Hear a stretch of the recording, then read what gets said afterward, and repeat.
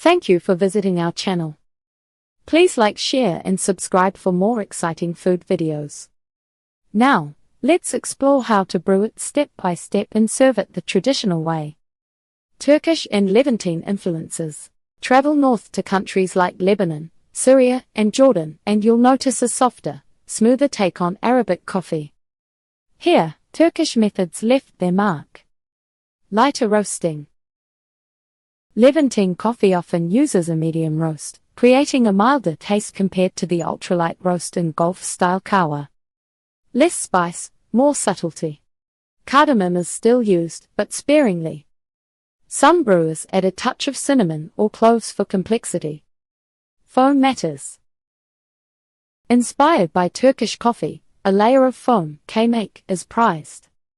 The pot is lifted high during pouring to create that creamy top. The blend of Arab and Turkish traditions here shows how coffee adapts.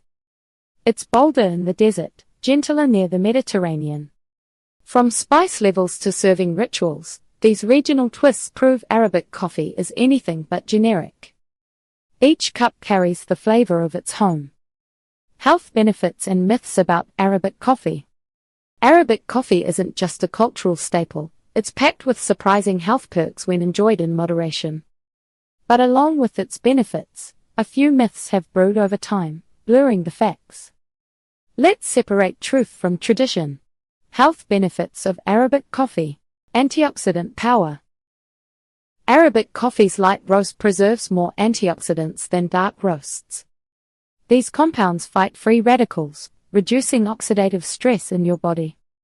Think of it as a shield against cell damage, linked to slower aging and lower inflammation. Digestion aid. Cardamom, the spice star in Arabic coffee, isn't just for flavor. It's been used for centuries to soothe stomachs. Paired with coffee's mild acidity, it can help ease bloating and indigestion after meals. No wonder it's served alongside heavy dishes like lamb and rice. Cognitive boost. The caffeine in Arabic coffee is gentler than espresso, offering alertness without the jitters. Studies suggest moderate coffee intake may sharpen focus and even lower the risk of neurodegenerative diseases like Alzheimer's. A cup in the morning isn't just ritual, it's a brain helper. Common myths debunked. Coffee dehydrates you. While caffeine has a mild diuretic effect, the water in coffee more than balances it out. Unless you're drinking excessive amounts, Arabic coffee won't dry you out. Hydration isn't an issue if you're sipping it normally. It stunts growth. This old myth has no scientific backing. Studies show no connection between coffee consumption and height. Kids avoid it due to caffeine sensitivity, not growth risks. For adults, height isn't on the line, just enjoy your cup. Bitter coffee means more caffeine. Arabic coffee's light roast actually has slightly more caffeine than dark roasts, despite its smoother taste. Bitterness comes from over-extraction or burning, not caffeine content. A well-brewed cup proves strong doesn't mean harsh. Moderation is key. Arabic coffee's benefits shine when it's part of a balanced routine, not a bottomless habit. Cheers to drinking smarter. Arabic coffee is more than a drink. Its history, hospitality, and culture in a cup. From its origins in Ethiopian highlands to its role in modern gatherings, every sip carries centuries of tradition. The careful brewing, the shared rituals, and the regional twists make it a unique experience worth exploring.